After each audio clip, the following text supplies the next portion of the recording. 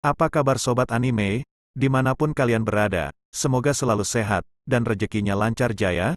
Amin. Kembali dalam pembahasan alur cerita anime yang benar-benar badai, dan semoga kalian terhibur. Tapi seperti biasa, bantu Mimin dengan subscribe, like, dan komen, biar makin semangat upload.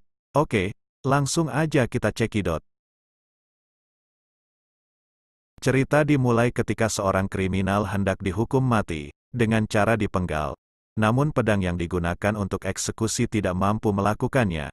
Meski telah dicoba berkali-kali, namun yang terjadi justru pedangnya patah, hingga membuat sang algojo melotot tak percaya. Kriminal berambut putih, yang bersimpu itu bergumam seorang diri. Kenapa dia tidak bisa mati, meski dia menginginkannya? Di dalam sel, pria berambut putih tadi memberikan jawaban kepada wanita, yang menanyakan tentang riwayat dan jati dirinya, yang merupakan shinobi terakhir dari Iwagakure. Keesokan harinya, eksekusi terhadap pria berambut putih itu dilanjutkan. Kali ini dia akan dibakar hidup-hidup.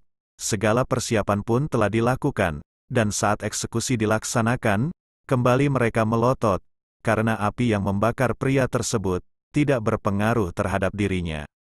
Malam harinya di dalam sel, kembali pria berambut putih itu terlibat pembicaraan dengan wanita yang sama, dan kembali wanita itu menanyakan tentang latar belakang dari pria berambut putih tersebut, yang dijawab olehnya, bahwa saat kecil kedua orang tuanya telah dibunuh oleh kepala desanya sendiri, kemudian dia pun beranjak dewasa hingga menjadi shinobi yang tidak memiliki tujuan, dan hanya membunuh sesuai perintah. Esok paginya, eksekusi mati kembali dilakukan. Kali ini tubuh pria tersebut akan ditarik oleh 2 ekor sapi ukuran besar. Namun ketika eksekusi telah dilakukan, di mana kedua sapi itu menarik tubuh pria berambut putih, namun yang terjadi, justru kedua ekor sapi itu yang letih dan kepayahan. Saat pengawas wanita bertanya alasan dia pergi meninggalkan desa, pria itu pun hanya menjelaskan bahwa dia telah menikahi putri dari kepala desa, serta keinginannya untuk meninggalkan desa, membuat pria tersebut mendapat misi terakhir dari sang kepala desa, yang ternyata itu adalah jebakan yang dibuat untuk dirinya, hingga akhirnya dia memilih untuk ditangkap. Saat malam harinya, salah satu prajurit mengingatkan wanita pengawas, agar tidak terlalu dekat dengan pria berambut putih, yang ternyata bernama Gabimaru. Hal itu dikarenakan Gabimaru dianggap monster yang berbahaya, sesuai dengan nama julukannya, yaitu Gabimaru si hampa. Eksekusi terhadap Gabimaru terus berlanjut, bahkan saat Gabimaru direbus dalam kuali, yang terjadi justru kualinya yang pecah, karena tidak mampu menahan panas api, hingga akhirnya tetap tidak mampu membuat Gabimaru tewas. Saat itulah wanita pengawas menyatakan siap mengambil alih eksekusi. Gabimaru yang kembali menjalani eksekusi, untuk kesekian kalinya, menjadi terkejut, ketika mengetahui yang menjadi eksekutornya kali ini adalah wanita yang selama ini mengaku menjadi pengawas, yang identitas sebenarnya adalah ahli pedang dari Edo, yaitu sang algojo Yamada Asaemon Sagiri.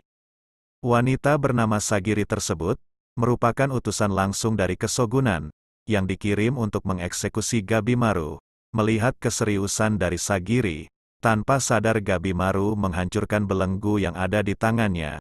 Tak lama kemudian, Sagiri dengan gencar menyerang Gabimaru, dan meski semua serangan mampu dihindari Gabimaru, namun saat itulah, tubuh Gabimaru yang sebelumnya tidak mempan terhadap segala macam eksekusi, menjadi terluka tepat di lehernya, sementara Sagiri justru mempertanyakan, mengapa Gabimaru menghindari serangannya jika memang dirinya menginginkan kematian. Sagiri mengatakan, bahwa sesungguhnya Gabimaru masih memiliki keterikatan perasaan dengan istri yang dia cintai, dan hal itulah yang membuatnya tidak bisa mati saat dieksekusi. Mendengar hal itu, Gabimaru kemudian merebut pedang dari salah satu penjaga, dan langsung menyerang Sagiri sambil berteriak bahwa Sagiri tidak mengetahui tentang kehidupannya, di mana dia hanya ingin kehidupan yang tenang bersama istrinya, kehidupan seperti manusia normal lainnya. Namun Gabimaru menganggap bahwa itu adalah hal yang tidak mungkin terwujud. Sambil mengeluarkan sebuah surat, Sagiri mengatakan bahwa keinginan Gabimaru bisa terwujud. Sagiri kemudian menjelaskan bahwa surat itu adalah pengampunan resmi dari Kesogunan, di mana dengan adanya surat itu, baik kehakiman maupun shinobi desa tidak akan bisa melukai pemiliknya. Namun ada syarat agar Gabimaru bisa memilikinya, yaitu untuk pergi ke dunia lain yang bernama Shinsenkyo, di mana diyakini terdapat ramuan yang bisa memberikan keabadian. Kesogunan yang menginginkan ramuan tersebut, mengirimkan tim pencari ke Shinsenkyo.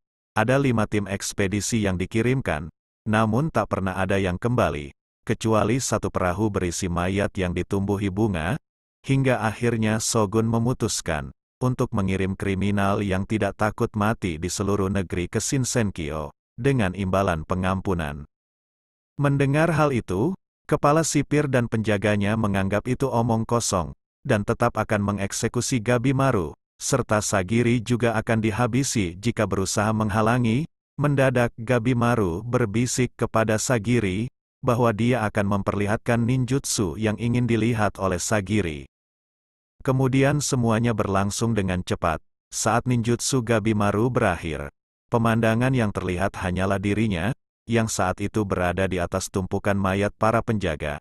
Setelah itu Gabimaru menyatakan akan melakukan apapun untuk pergi ke Shinsenkyo, dan kembali dari sana hidup-hidup, demi istri yang dia cintai.